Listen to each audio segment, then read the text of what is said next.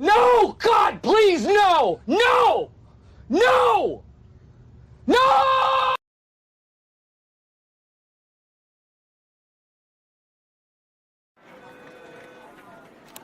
Don't have an ordinary Monday. Have a burger Monday at Beef O'Brady's. Stacked high with fresh Angus and fries, just $5.49 all day. Beef O'Brady's Burger Mondays. Nobody outbeefs beefs. Never mess with another man's sandwich. Like Beef O'Brady's new prime rib sandwich. Pure indulgence on a French baguette. Or Beef's new pulled pork sandwich. Get $5 off at beefobradys.com. Morning time isn't always pretty. Unless you're having the ultimate weekend breakfast at Beef O'Brady's, then everything looks good. Beef up your breakfast this weekend at Beef O'Brady's starting at 7 a.m. Enjoy traditional breakfast favorites, omelets, breakfast bowls, and sandwiches. Even specialties like beef's corned beef and hash skillet, souffle pancakes, and beignets. Come as you are. We won't judge. See you at Beef's.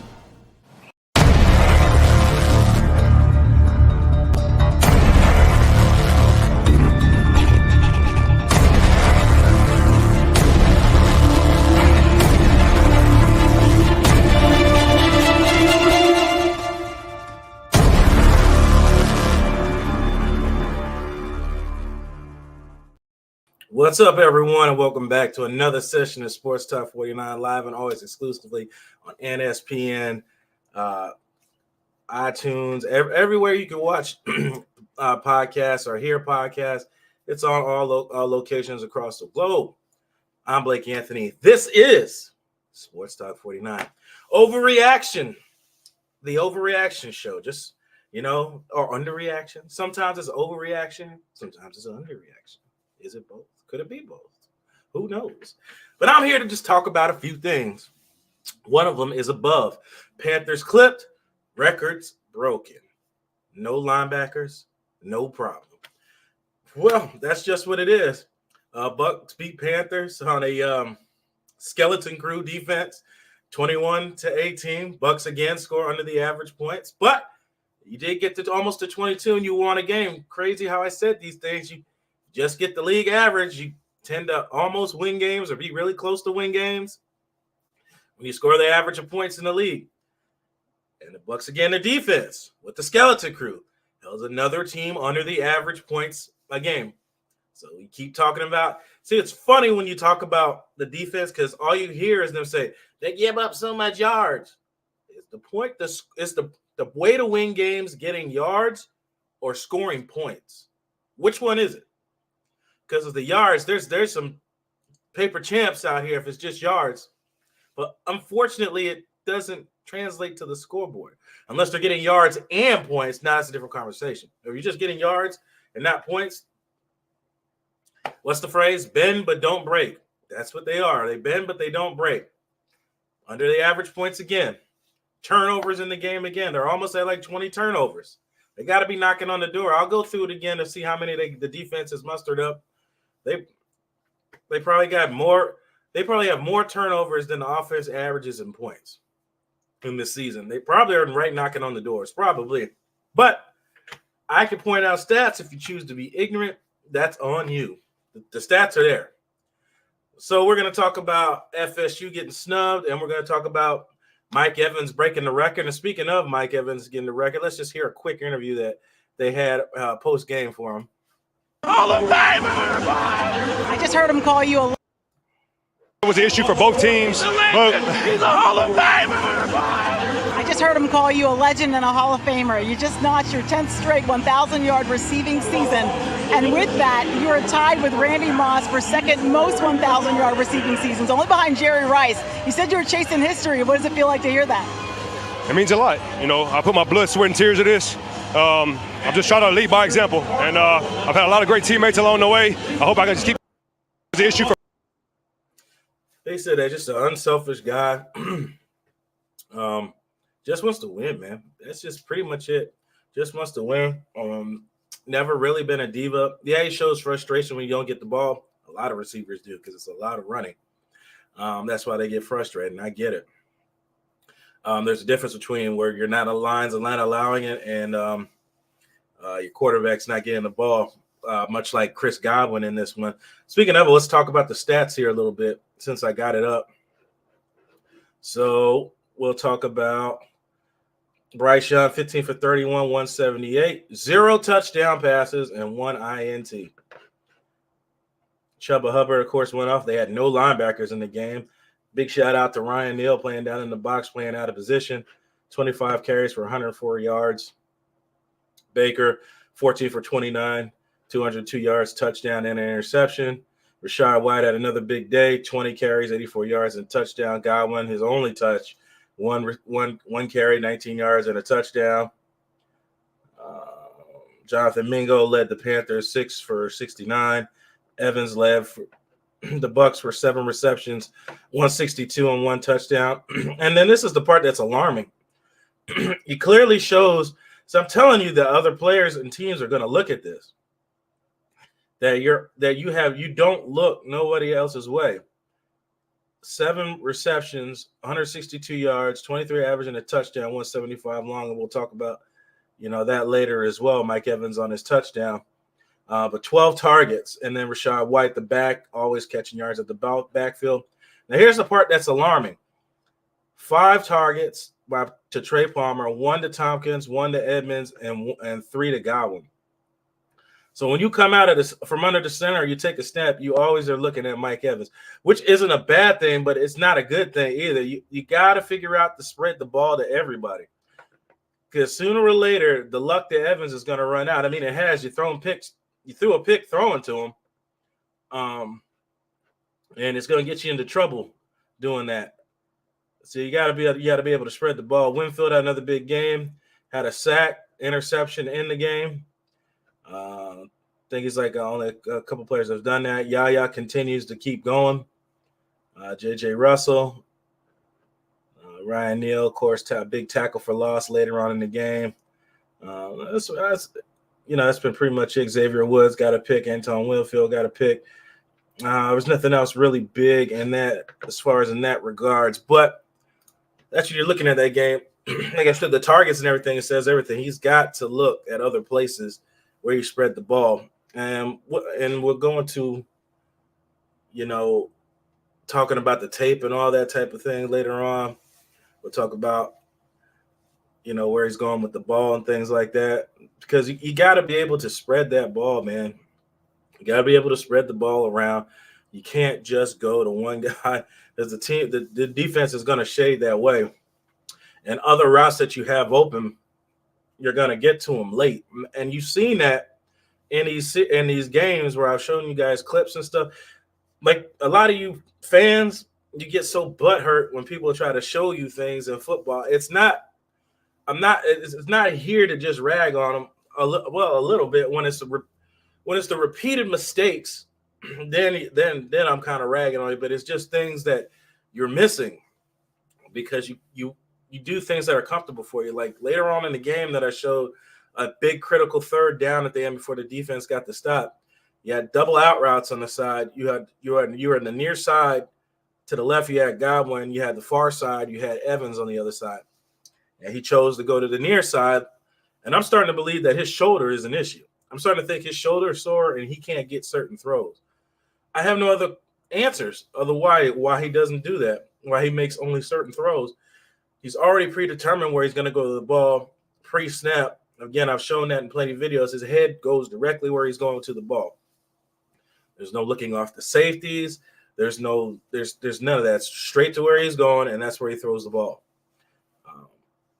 I don't get it. He was a first overall pick. I just figured these little things he would be good at. But then I just have to start questioning. He's not healthy. His ankle's messed up. That's what they showed in the live broadcast of the game. He's throwing off his back foot. He doesn't have a good base to throw the ball. That's why these balls come up short. That's why these balls are aired, because he doesn't have a good base when he's letting these balls go. That's why they come out inaccurate. I don't understand why he's not setting his feet and throwing. You're not going to be able to deliver good balls. You're not going to be able to deliver pinpoint balls when you don't set your feet.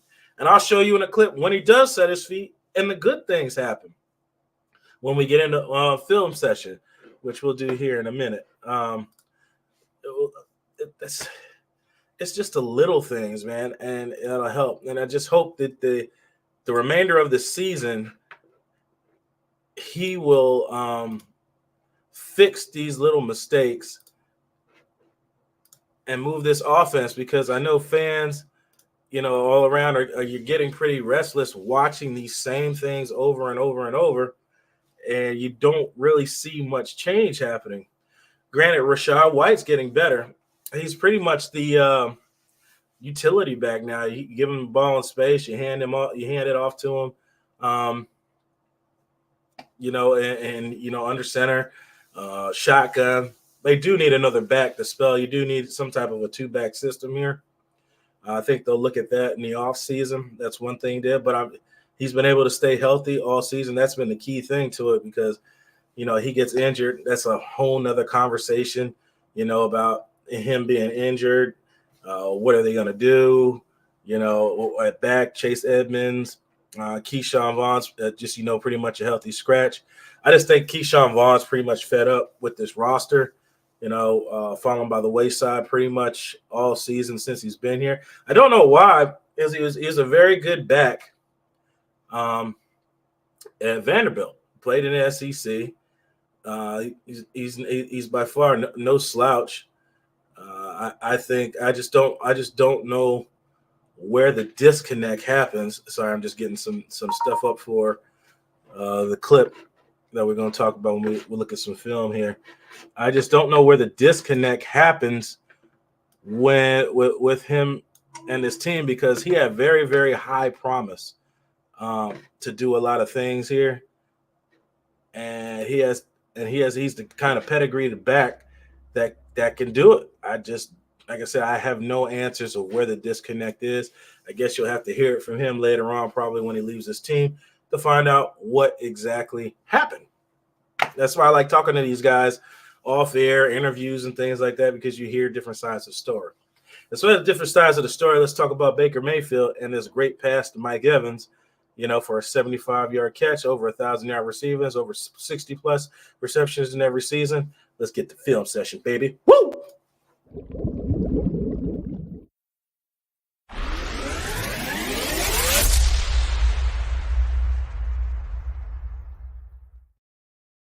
All right, here we go. Can I play this from here? Do I got to play this down here? No, I got to play it from here. Give me a second. All right. So this is the big play here. It looks like Baker's looking at the coverage on Evans here. I know what he sees. He sees the corner up and the safety off. So that tells you it's either man coverage or some type of zone sliding that way, being how the guys are all matched up here. And when you see a safety or somebody down in the box, that means they're either covering a back or they're coming off the edge, usually, some cases. So let's see what happens here. Motion guy went across. They take him, coverage slides. That's exactly what he wants. The safety backs off, leaving that void right there for Evans. Bang. Balls, look at that. Good base. Balls delivered on time. And only where the receiver can catch it. And the rest is history. Run, Mike Evans, run. Stop getting run down all the time. All right, let's take a look at it from another perspective. Here it is. Good protection here. Line's looking good. Everybody's handling business. Balls delivered. See the base? See the base on him delivering that? Let's take it back just 10 seconds. Look at the base on his feet. That's what I'm talking about the way balls and the throws come out. That's a good base. That's how come that ball's delivered on time. You're confident to throw. You got the look you want, and you got the ball delivered the way you want to. Great job by Baker Mayfield. Like I said, he has the tools to do it. Why you don't do it, I don't know. I can't answer. But he has the tools to do it. No safety. If he's even, he's leaving. And that's a great job by the defender not giving up on the play. Touchdown, Tampa. And that's just what I want to talk about that. Like I said, I know it feels like sometimes I'm always ragging on him. I do that. You ever heard that phrase? You do that because you know a guy has the talent to do stuff, but he's just not doing it. But then when you stop saying stuff about him, that's when you should start worrying. He has the tools to do it, man. Just do it. Just do it. If you can't get the ball deep, I can live with that. Just find the guys underneath that you can find. That's pretty much it. If you can find the guys that are open underneath, get that ball to them. At some point, you got to stretch them out by throwing a deep ball every day. You got to make the defense honest, but just throw Mike a good ball if you're going to throw those to him. If the defender's playing over top coverage, and you throw it behind him where he can go up and use a 6'5" frame and catch it. Just simple things like that. Godwin, you've got to work on something. Whatever your problem is with Chris Godwin, you got to throw these timing balls to him. You got to get the ball to you, man. You're limiting your offense by not spreading this ball around. Each player is responsible for 20% of the play, which sums up 100%. 5 eligible pass catchers are on play each play. You got to find one of those 5 guys. You got to look and find ways to get them the ball, whatever it is, and they have to do their part to catch it. Every piece of that offense has to do their thing. That's pretty much all I got today. They got the victory. It wasn't pretty. It was a skeleton crew. The Bucs live to fight another day, play Atlanta, fight for first place. We'll see what that week's bring. I'll try to look at what Atlanta's probably going to try to do with the Bucs. I don't know what they're going to do with the quarterback position. We'll see. We'll see who's healthy, who's not healthy. That's going to make a huge difference in who's playing this week or how that game's going to look. Because if they don't have their linebackers this week against Atlanta, it's going to be some issues. And that's pretty much all I got. We got through everything, got through tape and everything. And we'll end this as we always do. You're the master of everything. What you do with your life, what you do with it is entirely up to you. Thank you, guys. God bless. And as always, fire them cannons, baby. Woo! See you guys next time. You'll probably see some clips and stuff like that, some short reels and all that. But always stay tuned, look around, and follow me where we're at. And if you got questions and videos and stuff you want me to play or stuff you want to talk about, send it to me. Misador will. You will too. I don't care if we don't disagree. That's fine. I don't hate anybody. See you guys next time.